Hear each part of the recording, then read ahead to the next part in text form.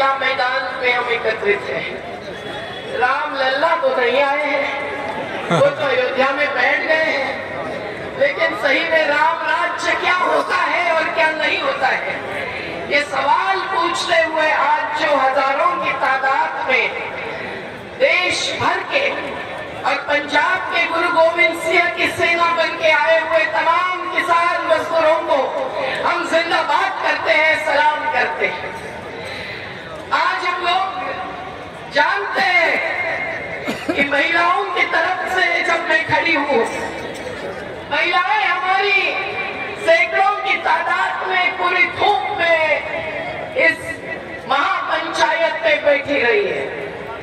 आज हम लोग किसान यानी किसानी बचाने के लिए सभी जो प्रकृति निर्भर समुदाय है उनकी ताकत का प्रतिनिधित्व कर रहे हैं। हमारा जन आंदोलनों का राष्ट्रीय समन्वय और श्रमिक जनता संघ, नर्मदा बचाओ आंदोलन और आज अंतरराष्ट्रीय नदी दिवस है, तो हर नदियों पर काम करने वाले हो या पशुपालक हो, मछुआरे हो, खेत मजदूर, आदिवासी, दलित भी, हम सब लोगों को चाहिए बचाना खेती और जल जंगल जमीन।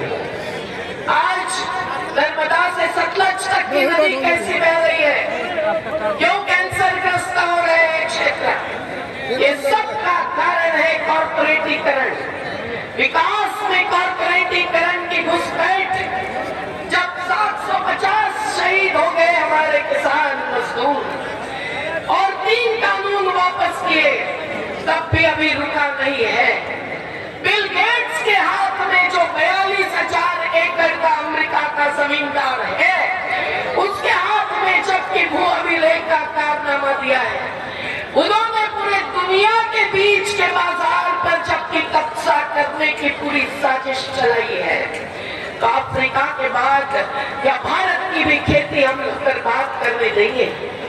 एक एक विकास के नाम पर जो खेती अधिग्रहित हो रही है, जिसका जिक्र अभी राकेश टिकाइट जी ने किया, मैं धन्यवाद देती हूँ कि आज जब विस्थापित प्रस्तापितों के खिलाफ लड़ रहे हैं, तो आज हम लोग फसलों की कीमत मांगते हुए खेती बचाने की बात अगर नहीं करेंगे तो हम लोगों को मंजिल तक पहुंचना मुश्किल होगा। आज हम देख रहे हैं कि न्यूनतम समर्थन मूल्य भी न देने वाले अधिकतम मुनाफा दे रहे हैं कॉर्पोरेट्स को, जिन्होंने लॉकडाउन में भी अपनी संपत्ति 6 गुना बढ़ाई, तो किसानों की आय 2 गुना नहीं बढ़ी और मुट्ठी भर अब्जाधीशों की आय दुगुनी चौगुनी हो गई। तो ये जो साजिश है, हम मानते हैं कि ये एक लूट है। बहुत सारे किसान मजदूर नेता यहाँ उपस्थित हैं, मैं उन सब लोगों की एकता को सलाम करती हूँ और संयुक्त किसान मोर्चा के हम आंदोलन जीवी साथी हैं। तो हम लोग कहेंगे कि हम लोगों को सही दाम चाहिए, हर फसल पर चाहिए, फल सब्जी क्या, दूध क्या, हमारे आदिवासियों का पहाड़ी अनाज, मोर, बंटी, भाती, इसमें भी हम लोगों को सही दाम चाहिए। और ये लेना मुश्किल नहीं है। कोई आप अखबार में लिखते हैं कि 10 लाख करोड़ रुपए की जरूरत है तो अर्थव्यवस्था बर्बाद हो जाएगी, नहीं। उल्टी आज भी जो हर रोज 30 से 50 किसानों की आत्महत्या हो रही है, वो इस अर्थव्यवस्था ने की हुई हत्या है। अब किस किस पर FIR दाखिल करें, ये हम लोगों को सोचना चाहिए। हम लोग देखते हैं कि उनका कर टैक्स 30% से 22% पर लाया गया, पर हम लोग देखते हैं कि 30 से 40 लाख करोड़ रुपए का कर्जा कुछ सालों में माफ हुआ, वो भी कॉर्पोरेट्स का। हम देखते हैं कि अगर 1-2% सबसे धनिक लोगों की संपत्ति पर अगर 2% केवल टैक्स लगाया जाए तो MSP का खर्चा तो निकल ही जाएगा, क्योंकि करीबन 10 लाख करोड़ रुपया हर साल सरकार की तिजोरी में आएंगे। बच्चों की शिक्षा, स्वास्थ्य भी मुफ्त करना संभव होगा। हम लोग चाहते हैं कि कि इस देश की टैक्स प्रणाली पर संयुक्त किसान मोर्चा भी अपना बयान, अपना वक्तव्य जाहिर करे। अब किसकी लूट से किसको इलेक्टोरल बॉन्ड्स की छूट हुई है, ये बात तो अभी कल परसों जाहिर होने वाली है।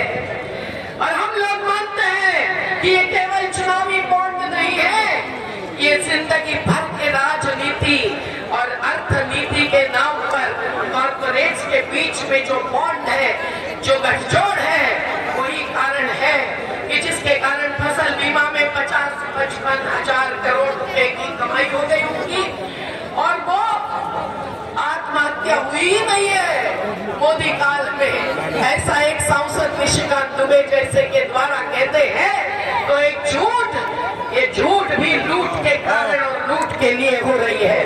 हम सब लोग जब ये मुद्दे उठा रहे हैं, हम हमारा हक मांगते नहीं किसी से भीख मांगते। हमारे गन्ना उत्पादक किसान महाराष्ट्र से आए हैं, कैसी लूट हुई है उनकी। एक शुगर फैक्ट्री 30 करोड़ रुपए का पेमेंट नहीं करता है, पर वो आंदोलन करके अपना पेमेंट आधा अधिक ले चुके हैं। तो हमारे नर्मदा घाटी के ही नहीं, हर नदी घाटी के किसान लड़ रहे हैं, हर समुद्र किनारे के किसान मछुआरे लड़ रहे हैं। आप सब लोग जो पंजाब को जंगल और सतलज में बचाना चाहते हैं, वो जैविक खेती और विकास की अवधारणा कैसी और कैसी नहीं हो, ये भी सोचेंगे तभी बचेंगे। और ये तमाम मुद्दे बाजू में करने के लिए जब जाति और धर्म का आधार लिया जाता है, अस्तित्व के मुद्दे हैं, जीने मरने के मुद्दे हैं, उसको भुलाने के लिए ये जब जंगल छीनते हैं और ये लोग जबकि अस्मिता उछालते हैं, तो हम लोगों को समझना चाहिए कि हम लोग, दिनकर कवि ने कहा है वैसे, मैं मजदूर मुझे देवों की बस्ती से क्या, अगणित बार धरा पर मैंने ये स्वर्ग बना है। और अभी नागरिकता भी जब धर्म के नाम पर देने की बात हो रही है, तो मैं देख रही थी बैठे बैठे ये शाहीन आसमान में घूम रही है, वो नीचे उतरे बिना नहीं बचेगी जात धर्म के पार संविधान ने दी हुई नागरिकता।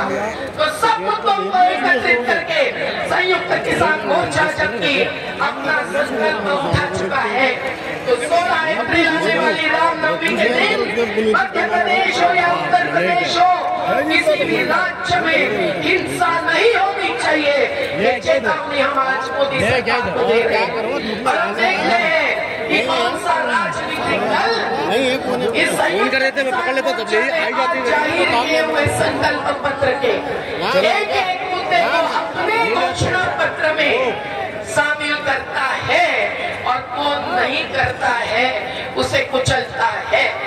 हमारा वोट उसी के आधार पर देना चाहिए, नहीं तो उसको हमारी अहिंसक सत्याग्रही चोट लगेगी, ये निश्चित हम कहते हैं। और इसलिए आज हजारों मेरी बहनों को मैं सलाम करती हूँ। नारी के सहभाग बिना हर बदलाव अधूरा है, ये बात संयुक्त किसान मोर्चा के 13 महीने के आंदोलन ने भी सिखाई है। सबसे ज्यादा उग्र आज की बहनें आती है, वहाँ भी टिकरी बॉर्डर पर आती थी। सब लोगों को ऐलान करते हैं कि केवल 8 मार्च नहीं, हर दिन महिला दिन है। ये समझकर हमारे मजदूर भी आए हैं, श्रमिक जनता संघ के कॉर्पोरेट्स बेरोजगारी पर धकेल रहा है, पर जीवटता से राशि निकाल कर रोजगार के लिए लड़ते हैं। तो आप सब लोगों को, अपनी माता बहनों को भी साथ लेकर, वो भी किसान है, वो भी अन्नदाता है, वो भी अन्न खिलाती है, तो साथ लेकर इस आंदोलन को लाकर कबूल करने का संकल्प लेना चाहिए।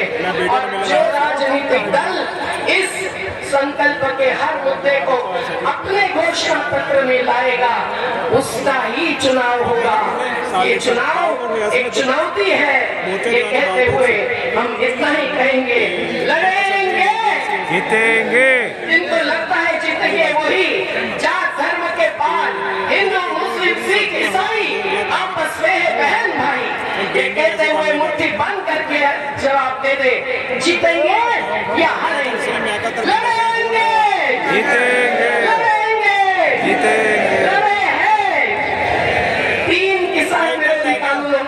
किया है। अब 29 श्रम विरोधी 4 श्रमिक कानून वापस करके 4 कोड जो लाए जा रहे हैं वो श्रमिकों के विरोधी है।